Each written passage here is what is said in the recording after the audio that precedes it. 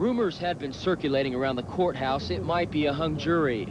At 4 o'clock this afternoon, 5 hours after beginning deliberations, jury members were called into the courtroom. All admitted they were having problems agreeing whether to convict or acquit Barton. I don't know that a whole lot can be said about them taking so long. Apparently there's some conflict or disagreement, and you just never know what issues they're discussing. Barton is accused of raping a former county landfill and animal shelter employee last April. Linda Reynolds alleges Barton sexually assaulted her inside this abandoned church after luring her there to measure some rooms. But Barton testified it was Reynolds who made the sexual advances and not him. During closing arguments, defense attorneys argued there is no physical evidence to convict Barton. In a trial the length that we've been through, it would be very, very difficult to put your finger on one particular element or portion of that trial that is particularly important. I think all of them are, and I think we highlighted all of those in the closing arguments, and it'd be impossible to, I think, summarize those now. If the jury can't reach a verdict, it will be declared a mistrial. A guilty verdict carries a 5-year to life sentence in prison. Meanwhile, Barton will remain suspended from his administration position without pay. On the Newswatch in Abingdon, Virginia, Mike Bond, WKPT News. In Blountville today, city and county leaders sat down for an economic summit of sorts.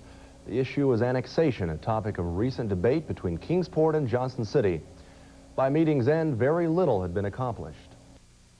I will simply act as a presiding officer and recognize... The meeting was brought to order by Senator Carl Moore of Bristol. The ground rules were simple. Only one person speaks at a time.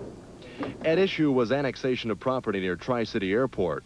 The Harry Stedman farm, recently purchased by Kingsport. We don't see the need for annexation by either or by any entity. It's in Sullivan County, and our interest in it staying in Sullivan County is that every member of our commission wants a regional development around the airport.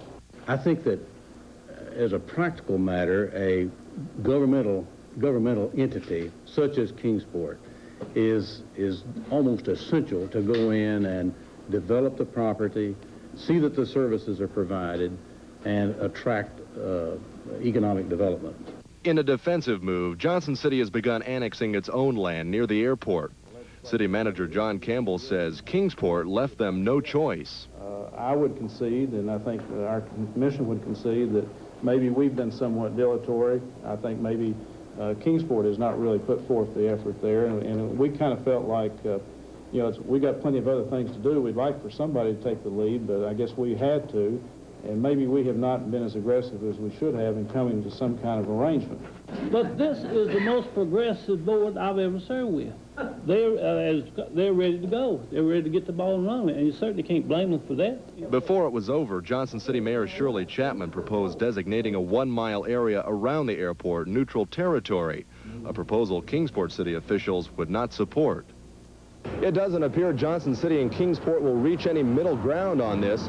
The issue is and always has been money. But Johnson City officials warn that if Kingsport insists on annexing the Harry Stedman property, they too will annex land near the airport. Hardly a step toward regional cooperation. The Pentagon says U.S. helicopter gunships sank 3 Iranian patrol boats in the Persian Gulf today after an American observation helicopter was fired upon without warning. It was the second American military engagement in the region since the U.S. attacked an Iranian mine-laying ship last month.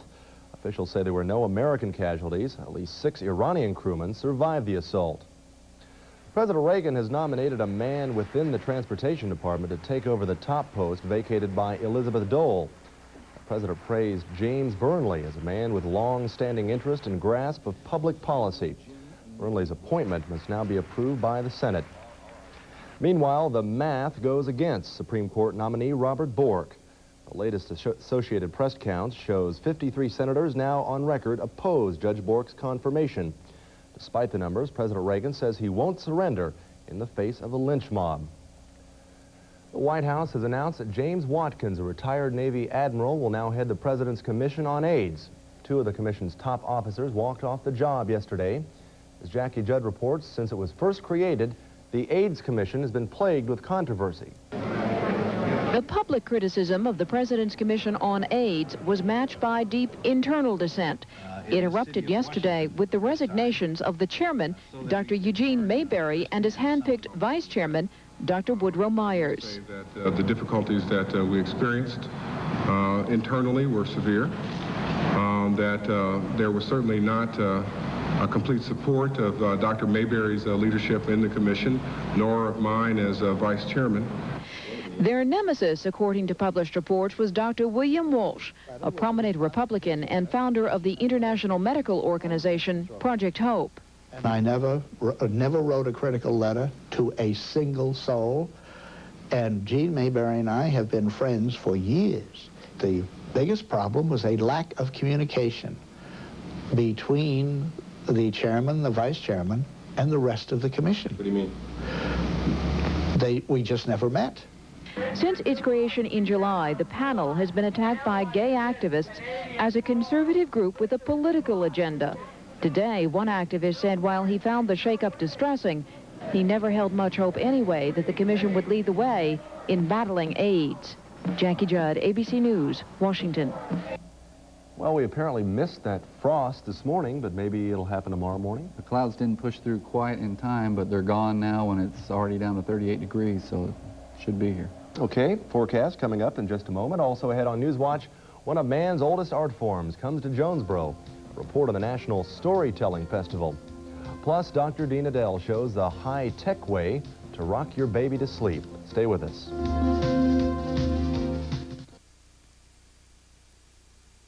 At Moody Bible Bookstore, you've heard the many outstanding features of the NIV Study Bible, from the extensive footnotes with maps and charts to the largest concordance and most cross-references printed in a Bible. You'll enjoy owning a copy of this outstanding study Bible. Now at Moody's, for a limited time, we make this special offer. When you purchase a leather edition of the NIV Study Bible, we'll give you a free gift, your choice of this beautiful study Bible cover or a copy of the new Moody Guide to Bible Lands. Come into Moody's and see this outstanding study Bible. 2 stores in Kingsport, behind El Chico's in Johnson City. Dwayne Allen, Joe Bonzo, Steve Sanders, Richard Sturban. The tradition continues. October 29th at 8 o'clock at Viking Hall. The Oak Ridge Boys in concert with special guest Kyle Petty. Tickets are on sale now at Sears, Protocol Records, Commerce Union Bank in Appalachia and Norton. Disc Jockey Records in Cedar Bluff, Bank of Marion and Marion, Virginia, and the Viking Hall box office. The Oak Ridge Boys, produced by G4 Entertainment.